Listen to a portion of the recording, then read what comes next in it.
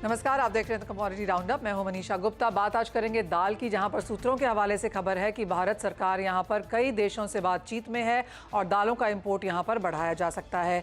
क्या कुछ है यहाँ पर, डिटेल्स बताएंगे आपको। साथ ही बात करेंगे मौसम की, जहाँ पर पिछले 24-48 घंटों में हमने बहुत ज़्यादा मैक्सिमम टेम्परेचर्स आते हुए देखे हैं और अब सरकार ने, रादर आईएमडी ने पिछले 5 दिनों के लिए यहाँ पर हीट वेव की एडवाइजरी जारी करी है।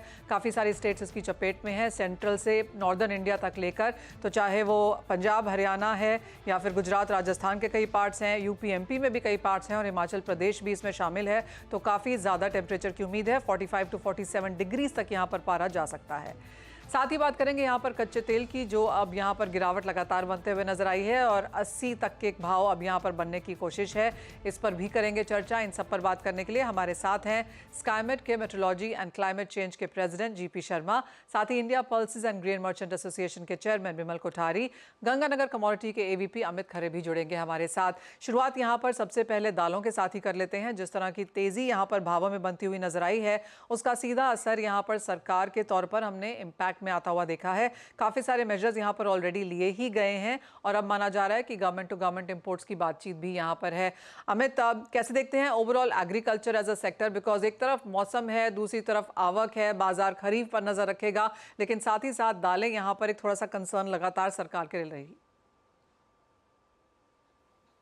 जी, मेरे से क्वेश्चन है मनीषा जी। जी। Good morning. मेरे को लगता है दालों में अभी, जैसा कि अभी इलेक्शन का रिजल्ट आएगा और इलेक्शन का सीजन चल रहा है, तो थोड़ा सा प्रेशर रहेगा और गवर्नमेंट की तरफ से भी आम जनता को फायदा पहुंचाने के लिए जो है कीमतों में एक कंट्रोल रखा जाएगा और ये लगता है कंटिन्यू ऐसा ही रहेगा। तो इन प्राइसेस में अपसाइड का मूवमेंट थोड़ा सा कंट्रोल में रहेगा। चने की अगर मैं बात करूँ तो चने में काफी अच्छी तेजी अभी लास्ट 3 से 4 महीनों में देखने को मिली। लगभग 5500 का चना 7000 के आसपास अभी फिजिकल में जो है प्रोडक्ट ट्रेड कर रहा है। तो ऐसा लगता है कि प्राइसेस जो है अभी काफी बढ़ गए हैं। चने दाल के भी देखा जाए और बाकी दालों के भी थोड़ा सा कंट्रोल जो है गवर्नमेंट की तरफ से इसमें देखा जाएगा। प्राइसेस में मेरे को लगता है यहाँ से 5 से 7% का करेक्शन देखने को मिलेगा।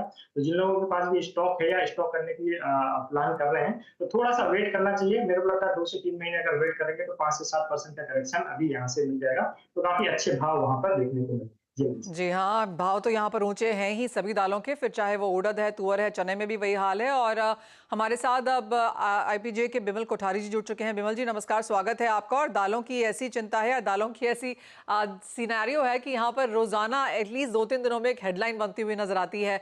और अब जो लेटेस्ट सोर्सेज के थ्रू पर यहाँ पर रिपोर्ट्स हैं कि सरकार यहाँ पर इम्पोर्ट कर सकती है, काफी सारी कंट्रीज से यहाँ पर बातचीत भी है, इम्पोर्ट बढ़ाने की बातचीत यहाँ पर सरकार कर रही है। कैसे देखते हैं आप, एक तो भारतीय बाजारों में एज ऑफ नाउ अवेलेबिलिटी और जिस तरह से अर्जेंटीना, ब्राजील वगैरह से यहाँ पर बातचीत चल रही है, कितना इंपोर्ट यहाँ से आगे जाकर होता हुआ नजर आएगा?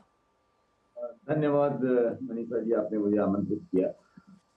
देखिए, दालों का जो इंपोर्ट है, मेरे ख्याल से अब जो सरकार की जो अभी प्रेजेंट पॉलिसी है, तो लगभग सारी दालें जो है उनका इंपोर्ट फ्रीली अलाउड है। एक मूंग को छोड़ के अगर आप देखें, तुअर, उड़द, चना, मटर और मसूर, ये सब ड्यूटी फ्री और एक लंबे समय तक इनका इंपोर्ट जो है अलाउ कर दिया गया है। येलो पीस का जो इंपोर्ट सरकार ने दिसंबर में अलाउ किया था, 7 दिसंबर को, उसको 31 अक्टूबर तक जीरो ड्यूटी पे अलाउ कर दिया गया है।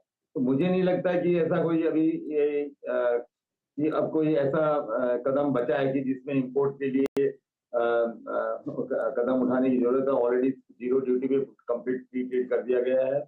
दालें जो इंटरनेशनल मार्केट में उपलब्ध है, उसका इंपोर्ट भी अच्छी मात्रा में हो रहा है। जैसे कि येलो पीस का मैं उदाहरण दे रहा हूँ कि 7 दिसंबर को गवर्नमेंट ने येलो पीस का इंपोर्ट अलाउ किया था। तो आप ये समझिए लगभग 1.5-1.6 मिलियन टन, 15 से 16 लाख टन का इंपोर्ट हो चुका है। और मेरा ऐसा मानना है कि अक्टूबर तक ये इंपोर्ट जो है फर्दर 15 से 20 लाख टन का हो जाएगा। इसके अलावा जो तुअर की जो अवेलेबिलिटी वर्ल्ड मार्केट में है, जैसे कि आप जानते हैं कि म्यांमार में और ईस्ट अफ्रीका में तुअर का उत्पादन होता है। जो अभी फिलहाल जो तुअर अवेलेबल है वो सिर्फ म्यांमार से अवेलेबल है। वो एक बहुत ही छोटी क्रॉप होती है, 3-3.5 लाख टन की होती है। और हमारे यहाँ जो कमी है वो लगभग 15 लाख से ज्यादा, 15 लाख टन से ज्यादा की कमी है। तो अब जो हमारे पास जो नेक्स्ट अवेलेबल क्रॉप होगी वो ईस्ट अफ्रीका से होगी। हर साल लगभग वहां से 6 से 7 लाख टन का इम्पोर्ट होता है और इस साल भी मैं समझता हूँ कि लगभग उतना इम्पोर्ट होना चाहिए। लेकिन वो अगस्त से स्टार्ट होगा। उड़द ठीक है। का जहाँ तक सवाल है, हम हर साल हमारे यहाँ 6-7 लाख टन का इम्पोर्ट हो रहा है और म्यांमार से कर रहे हैं।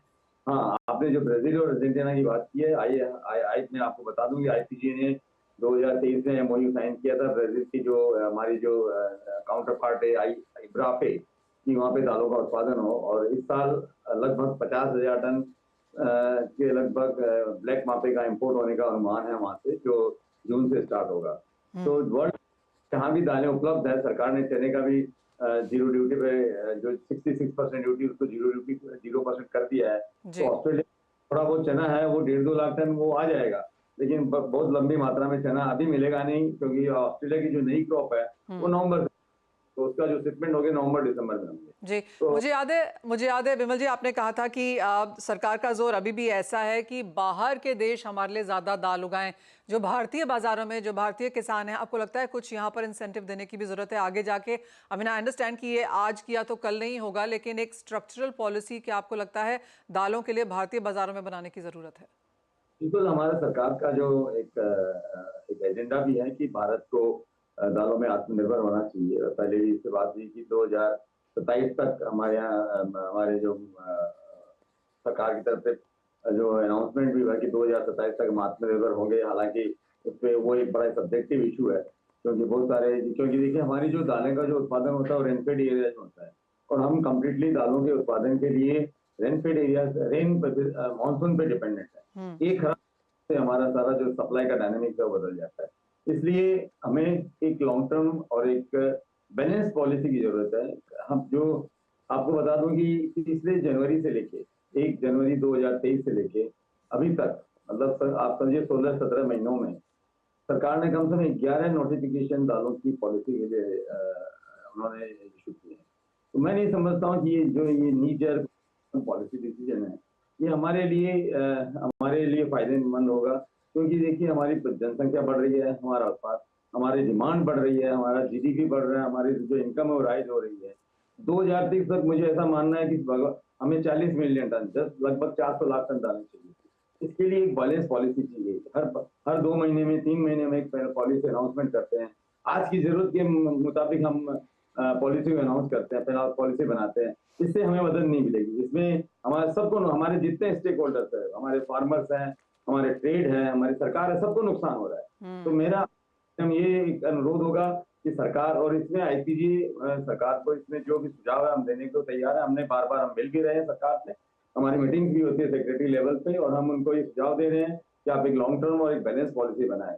अभी जैसा कि जीरो ड्यूटी पे येलो पीस का इंपोर्ट इन्होंने अलाउ किया, ये मैं समझ नहीं, क्योंकि देखिए अब जुलाई से वर्ल्ड मार्केट में सभी जो ओरिजिन कंट्रीज हैं, जैसे कि रशिया है, कनाडा है, यूक्रेन है, यूरोपियन यूनियन है, यूएस है, लगभग 10 मिलियन टन से ज्यादा की येलो पीस का वहाँ पे प्रोडक्शन होगा। हमारे यहाँ जीरो ड्यूटी पे सरकार ने जो अलाउ किया, मेरा ऐसा मानना है कि इंटरनेशनल मार्केट कैश करेगा, और हमारे यहाँ जो अभी जो 39 रुपए जब से सरकार ने येलो पीस का जो एक्सटेंड किया है जून से लेके अक्टूबर तक इम्पोर्ट को, उससे हमारे 1.5 से 2 रुपए किलो की मंदी आ चुकी है। और मैं समझता हूँ कि अगर ये जीरो ड्यूटी पे रहा तो ये हमारे जो प्राइस जो है, मेरा मानना है कि ये 34-35 रुपए या उससे भी कम हो सकते हैं, क्योंकि इतनी ज्यादा उपलब्धता होगी येलो पीस की। तो उससे क्या होगा कि देखिए हमारे किसानों को, जब हमारे यहाँ जब हार्वेस्ट हो जाएगा खरीफ का, और जब रबी का उत्पादन होगा, क्योंकि चना और जो मटर है हमारे यहाँ रबी की क्रॉप होती है, तो उस समय और इतने कम रहेंगे तो हमारे किसान के लिए ये कि उनको सही सिग्नल नहीं है उनके लिए। ये सही नहीं, या जैसे आपने कहा वो सही सिग्नल नहीं है उनके लिए। और जुलाई ऑनवर्ड्स 10 मिलियन टन अगर येलो पीस बाजार में आ जाएगा तो क्लियरली यहाँ पर तो भाव गिरेंगे ही, और वो ऐसा समय होगा जब यहाँ पर भी बुआई हो रही होगी। तो क्लियरली एक लॉन्ग बैलेंस्ड पॉलिसी की यहाँ पर एक्सपेक्टेशन है, ज़रूरत भी है रादर। बिमल जी बहुत शुक्रिया साथ जुड़ने के लिए, और वो काफ़ी डिटेल में वो समझाने के लिए भी। तो क्लियरली अंतर्राष्ट्रीय बाजारों में तो दालें उगाई जा रही हैं, लेकिन भारतीय बाजारों में एक बैलेंस्ड अप्रोच की यहाँ पर ज़रूरत है। और जैसे बिमल जी कह रहे थे कि मानसून काफ़ी इंपॉर्टेंट रहेगा, बिकॉज ज़्यादातर दालें यहाँ पर रेनफेड एरियाज में उगाई जाती हैं। तो उस पर एक सेंस ले लेते हैं। हमारे साथ स्काईमेट के जीपी शर्मा जी हैं। मिस्टर शर्मा, पहले तो हीट वेव पर आपसे एक व्यू लेना चाहेंगे। पिछले 3-4 दिनों में यहाँ पर जिस तरह की गर्मी हुई है, क्लियरली कमर तोड़ गर्मी है। हायर टेम्परेचर्स दिन में ही नहीं, रात में भी यहाँ पर देखने को मिले हैं। अब इस बाकी के हफ्ते के लिए क्या एक्सपेक्ट किया जा सकता है? जी, मनीषा 3-4 ही नहीं, मेरे ख्याल में 1 सप्ताह हो गया, 1 हफ्ता जी। हो गया लगभग। और काफ़ी एरिया है, जिसमें कि राजस्थान से लेके पंजाब, हरियाणा, दिल्ली, राजस्थान, इवन मध्य प्रदेश तक और उत्तर प्रदेश, इन सभी जगह, गुजरात में भी है। और जैसे मैंने कहा पिछले 1 सप्ताह से है। और कोई इसमें कोई रिलीफ मिलने की संभावना लग नहीं रही, at least for the next 1 week. 1 सप्ताह तक तो, 1 हफ्ते तक तो इसमें कोई बदलाव आने का नहीं है। हाँ, थोड़ा बहुत जैसे हमने दिल्ली में देखा, अ, पिछले 2 दिनों से लेके थोड़ी हल्की राहत थी, 2 डिग्री टेम्परेचर कम था, 42 डिग्री के आसपास रहा, 42.4 डिग्री, जो कि पहले 44.4 डिग्री पहुंच गया था। लेकिन इसमें कोई विशेष सुधार अगर बोलें तो वो आने की संभावना नहीं लग रही। 1 हफ्ता तक तो मैं कह रहा हूँ, मई एंड तक तो इसमें ऐसे ही हालात रहेंगे सभी इन क्षेत्रों में जिसका मैंने जिक्र किया, और कोई भी इसमें राहत मिलने की संभावना नहीं रहेगी। मैं तो कह रहा हूँ, और हो सकता है आने वाले ये जो दिन हैं, इसमें तापमान और बढ़ेंगे, क्योंकि मई के एंड में जाके पीक और फर्स्ट वीक ऑफ जून इन क्षेत्रों के लिए पीक होती है ये गर्मी के दिन के। और तापमान तो अभी तक तो 46-47 डिग्री तक है। मैं तो कह रहा हूँ, हो सकता है वो राजस्थान के क्षेत्रों में तो उसके 48 डिग्री, और हो सकता है 48-49 तक ऐसा भी पहुंच जाने की संभावना जरूर रहेगी। जी। हम्म। जिस तरह की ये गर्मी है, मिस्टर शर्मा, जैसे आपने कहा, अगर हम गुजरात राजस्थान की बेल्ट से अब यहाँ पर ऊपर जाएं, जहाँ पर भी अच्छी खासी गर्मी की एक्सपेक्टेशन है। एक्चुअली मैं ऊना देख रही थी हिमाचल प्रदेश में, जहाँ पर 42 डिग्री है। मतलब जिस तरह के अब यहाँ पर हम टेम्परेचर्स बनता हुआ देख रहे हैं, क्या ये पिछले साल से ज़्यादा है? क्या हम फिर से मई के महीने में रिकॉर्ड्स बना रहे हैं? देखिए मनीषा, कोई असामान्य जैसी बात तो नहीं। हम्म। पिछले हम 2 दशकों की भी मैं देखता हूँ दिल्ली में पिछले 20 सालों में लगभग 6 बार तो तापमान 45 डिग्री और उससे ज्यादा गया है। 46 डिग्री भी गया है, 2020 में ही 46 डिग्री गया है। और मई के आखिरी दिनों में और जून के शुरू में ऐसी हीट वेव रहना, और सीवियर हीट वेव रहना, ये कोई it is not very rare, it happens. फर्क सिर्फ इस बार मुझे ये लग रहा है कि काफी लंबा स्पेल चल रहा है। 1 हफ्ता हो गया है, और जैसे मैंने कहा 1 सप्ताह और तक चलेगा, तो ये बहुत लंबा चलेगा। जनरली इन दिनों में जब भी हीट होती है तो कुछ ना कुछ छोटी मोटी activity, dust storm activity, dust raising winds, कुछ ऐसी संभावनाएं बनती हैं, जिसके कारण कि कुछ राहत, चाहे 1-2 दिन के लिए ही हो, बीच में ब्रेक जरूर होता है, वो नहीं हो पा रहा इस बार, वो नहीं है। That is the change. लेकिन अदरवाइज आप कहें तो मैं कह रहा हूँ ये एक सामान्य सी बात है, कोई नॉट वेरी अनकॉमन। और मानसून को लेके चलें तो वैसे तो कहे जितना गर्म रहेगा नॉर्थ इंडिया, उतना ही प्रेशर यहाँ कम होंगे, उतना ही प्रेशर ग्रेडियंट बढ़ेगा। और ये मानसून के लिए एक अच्छा संकेत माना जाता है वैसे, ज्यादा हीट। जी। चलिए, तो एक पॉजिटिव वहां से लेकर चलेंगे कि एटलीस्ट यहाँ पर मानसून आगे बेहतर होता हुआ नजर आएगा। तो खाली अगले 10-15 दिन निकालने हैं तो आई एम श्योर इंडियंस उतना कर सकते हैं। लेकिन आपकी बात वैलिड है कि हायर टेम्परेचर्स हमने पिछले कई सालों में भी देखे हैं, लेकिन इस बार हीट वेव्स के जो दिन हैं वो यहाँ पर बहुत ज़्यादा हैं, और वो शायद एक यहाँ पर प्रॉब्लम भी है। बहुत शुक्रिया मिस्टर शर्मा साथ जुड़ने के लिए और वो उसके ऊपर पूरी चर्चा भी करने के लिए। साथ ही साथ अब शिफ्ट यहाँ पर फोकस करेंगे गेहूं की तरफ, और मेरे सहयोगी असीम मनचंदा मेरे साथ हैं। असीम, सरकार ने गेहूं खरीद के पिछले साल के आंकड़े को अब पीछे फाइनली छोड़ दिया है। काफ़ी स्लो रही है ये प्रोक्योरमेंट, लेकिन अब तक 262 लाख टन गेहूं की खरीदारी की जा चुकी है। अब आगे किस तरह के नंबर्स की एक्सपेक्टेशन है? सही कहा आपने मनीषा कि इस बार सरकार का गेहूं को लेकर के काफी कंसर्न था, क्योंकि जो गेहूं का स्टॉक था वो 16 साल के निचले स्तर पर पहुंच गया था। तो सरकार को चाहिए था कि बहुत से ज्यादा गेहूं की खरीदारी करे, और इसके लिए सरकार ने 300 लाख टन से ज्यादा का टारगेट रखा था। पिछले साल की अगर मैं बात करूं तो सरकार ने करीबन 261 लाख टन के आसपास ही खरीदारी करी थी, लेकिन कल देर रात तक सरकार ने इस टारगेट को क्रॉस कर लिया है। अब 262 लाख टन से ज्यादा की खरीदारी ऑलरेडी सरकार कर चुकी है। लेकिन प्रोक्योरमेंट अब काफी थोड़ा सा स्लो हो गया है। जो जिस हिसाब से पहले गेहूं की खरीदारी चल रही थी उसके मुकाबले काफी कम हो गया। तो सरकार को उम्मीद है कि ये टारगेट अब काफी धीरे हो जाएगा और ये 270 से लेकर के 275 लाख टन की खरीदारी ही हो पाएगी। यही बता दूं कि जून अंत तक खरीदारी सरकार करती रहेगी, जो भी किसान चाहे वो दे सकते हैं। लेकिन अब जिस तरह से टारगेट लग रहे हैं कि 270 या 275 लाख टन के आसपास ही सरकार का गेहूं का जो स्टॉक है वो रहेगा। लेकिन सरकार के जो कंसर्न्स थे पिछले साल के मुकाबले वो काफी कम हो गए हैं। सरकार की जो स्कीम्स थी जिसमें कि सरकार फ्री अनाज मुहैया कराती है, दूसरी स्कीम्स है वो पहले की तरह जारी रह सकती है। सरकार के जो अनाज को लेकर के सारी चिंताएं थी वो अब खत्म हो गई हैं। एब्सोल्युटली असीम, बहुत शुक्रिया साथ जोड़ने के लिए। तो क्लियरली एज ऑफ नाउ हम पिछले साल के टारगेट्स को क्लियर करते हुए नजर आए हैं, लेकिन जो सरकार का एक्चुअल टारगेट है वो अभी भी बहुत ज़्यादा है, 30 मिलियन टन के ऊपर का है। और जैसे असीम कह रहे थे कि पीक जो आवक होती है और जो पीक प्रोक्योरमेंट होती है वो मई एंड तक होती है, लेकिन सरकार जून एंड तक भी खरीदती रहेगी। अगर कोई किसान यहाँ पर देना चाहें तो वो नंबर्स आगे जाकर 1 महीना और यहाँ पर मूव हो सकते हैं। लेकिन इसी के साथ एक छोटे से ब्रेक का भी वक्त है। हम लौटेंगे तो अमित होंगे हमारे साथ, हम उनसे जानेंगे trading strategies. Commodity round up. Amit, आपसे सबसे पहले कच्चे तेल पर ही एक व्यू लेना चाहेंगे, जहां पर 83 के पास बहुत समय तक होल्ड करने के बाद हमने वो तरफ टूटते हुए देखे हैं। यहां से अब कच्चे तेल में सबसे पहले क्या व्यू है? हाँ जी मनीषा जी, जैसा कि मैं अभी करंट में देख पा रहा हूँ, ट्रेंड थोड़ा सा इंट्राडे के लिए नेगेटिव बना हुआ है। इसमें उछाल पर बिकवाली करने के लिए ट्रेडर्स को अपनानी चाहिए। 6550 के आसपास जून वाला क्रूड ऑयल में फ्रेश बिकवाली करें। 6612 रुपए के ऊपर का स्टॉप लॉस लगाकर 6420 तक के टारगेट क्रूड ऑयल में देखने को मिल सकते हैं। साथ ही अमित, मेटल्स कैसे देखते हैं आप? क्योंकि हल्की सी, बहुत मामूली सी मुनाफा वसूली कॉपर और एल्यूमिनियम में है आफ्टर अच्छी खासी तेजी, लेकिन अब इन स्तरों पे एक फिर से खरीदारी करने की राय है या आपको लगता है कुछ कंसोलिडेशन देखने को मिलेगा? बिल्कुल ट्रेंड पॉजिटिव है, काफी अच्छा मूवमेंट अपसाइड का आया, तो करेक्शन जो है जायज है। लेवल के हिसाब से अगर देखा जाए तो 926 के आसपास कॉपर में फ्रेश खरीदारी की जा सकती है। 920 के नीचे का स्टॉप लॉस लगाकर 935 के टारगेट इंट्राडे में कॉपर में देखने को मिल सकते हैं। वहीं पे जिंक की अगर मैं बात करूं तो 275 रुपए के आसपास फ्रेश खरीदारी करें। 273 रुपए के नीचे का स्टॉप लॉस लगाकर 280 तक के टारगेट जिंक में भी रखे जा सकते हैं। ऑल राइट, तो पिछले 1 महीने में 10% की तेजी कॉपर और जिंक दोनों में देखने को मिली है और डिप्स में खरीदारी की राय यहाँ से भी। अमित, एग्री की बात करना चाहेंगे और यहाँ पर भी अच्छी खासी बढ़त है, फिर चाहे वो जीरा है, धनिया है, सब में जोरदार तेजी है। यहाँ पर अब नए ट्रेंड्स क्या हैं? मसालों में काफी अच्छी तेजी निचले स्तरों से हमने देखी। जीरा 21,000 के आसपास का बॉटम बनाया था, लगभग 30,000 के ऊपर का इसने हाई बनाया। प्रेस एंट्री 28,200 के आसपास, अभी 28,700-800 के आसपास भाव चल रहा है। जून वाला जीरा 28,200 के आसपास खरीदे। मोमेंटम तेज रहेगा तो प्रॉपर स्टॉप लॉस के साथ ही ट्रेडर्स को काम करना चाहिए। स्टॉप लॉस रहेगा 27,600 रुपए का। 30,000 तक के टारगेट जो है जीरे में रहेंगे।